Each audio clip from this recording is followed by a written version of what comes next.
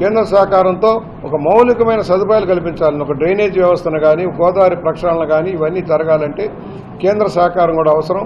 కొంత master plan రోడ్లు కూడా ఇంప్లిమెంట్ చేయాల్సిన అవసరం ఉంది. మౌలిక సదుపాయాలు కల్పించాలి.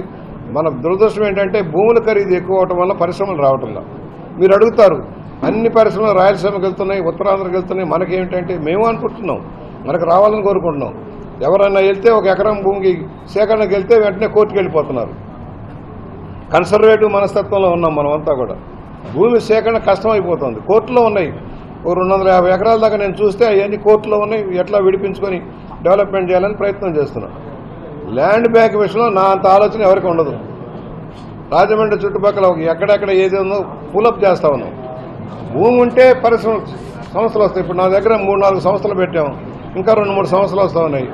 భూమి మార్కెట్ అనుగుణంగా క్రియేట్ చేశాం కనుక మనం ఇన్ఫ్రాస్ట్రక్చర్ వస్తుంది. ఇప్పుడు 12 కోట్లతో ప్రాజెక్ట్ చేస్తున్నాం తెలుగు యూనివర్సిటీలో. తెలుగు యూనివర్సిటీ ఇంకా భూమి కావాల్సి వస్తుంది.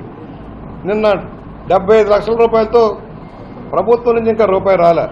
కానీ ఆ తెలుగు భాష మీద మమకారంతో 75 లక్షల రూపాయలు రుణా గ్రాంట్ వాళ్ళకి శాంక్షన్ ఇప్పిస్తున్నాం. అగ్రికల్చర్ కాలేజీకి దాదాపుగా సంవత్సరాలుగా తిప్పలు పడుతున్నాం, ఇంకా గ్రాంట్ రాలే. అందుకని ఒక 55 లక్షల రూపాయలతో వాళ్ళకి రోడ్లు వేయిస్తా ఉన్నాం. ఈ సంస్థలు వ్యక్తిగతం కాదు, సంస్థలు రూపాయి ఖర్చు పెట్టి 10 రూపాయల పబ్లిసిటీ కోరుకోవటం కాదు. వ్యవస్థను ఎలా బాగు చేయాలనేదే ప్రధానం. వ్యవస్థను ఎలా బాగు చేయడం అనేది ప్రధానం, పబ్లిసిటీ కాదు. పావలా ఖర్చు పెట్టడం, 10 రూపాయలు పబ్లిసిటీ చేయడం, ట్రస్టుల పేరుతో రకరకాల ప్రచార ఆర్భాటాలు ఉంటాయి. నేనేమంటున్నానంటే 10 మందిని ఆదుకోండి.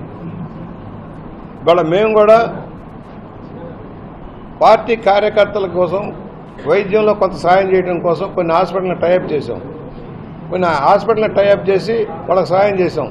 ఇప్పటికి 250 మంది పైచీలకు వాడుకున్నారు. మన నా నియోజకవర్గంలో 250 మంది పైచీలకు వాడుకున్నారు. కొన్ని లక్షల రూపాయల లాభం జరుగుతుంది. కన్సెషన్ ఒక వైపు సీఎం రిలీఫ్ ఫండ్ రాజకీయాలకు అతీతంగా ఇస్తున్నాను తమ్ముడు. టీటీడీ ఉత్తరాల దగ్గర నుంచి సీఎం రిలీఫ్ ఫండ్ దాకా పారదర్శకంగా చేస్తున్నాం. నాయకులను పిలిచి నాయకుల సమక్షంలో ఇస్తున్నాం. టీటీడీ ఉత్తరాలు రెగ్యులేటర్ ప్రకారం 20 ఉత్తరాలు ఇస్తారు. ఎవరైతే డైరీలో ముందు రాసుకున్నారో వాళ్ళ ప్రకారం ఇస్తున్నాం. మధ్యలో వచ్చి అడిగినా ఇవ్వలేకపోతున్నాం. 20 ఉత్తరాలకు అవకాశం ఉంది వీఐపీ దర్శనాలకి, దాని వరకు మేము ఇస్తున్నాం. అది డైరీ మెయింటైన్ చేస్తాం. ఎవరుంటే ఆ డేట్లో వాళ్ళకి తప్పనిసరిగా రిజర్వేషన్లు ఉంటాయి కదా. అలాగే సీఎం రిలీఫ్ ఫండ్లో మొత్తం వర్కౌట్ మేము చేసి తీసుకెళ్లి ఫాలోఅప్ చేసి చెక్కులు తెచ్చి చేతికిస్తా ఉన్నాం. ఒక రూపాయి ఖర్చు లేకుండా.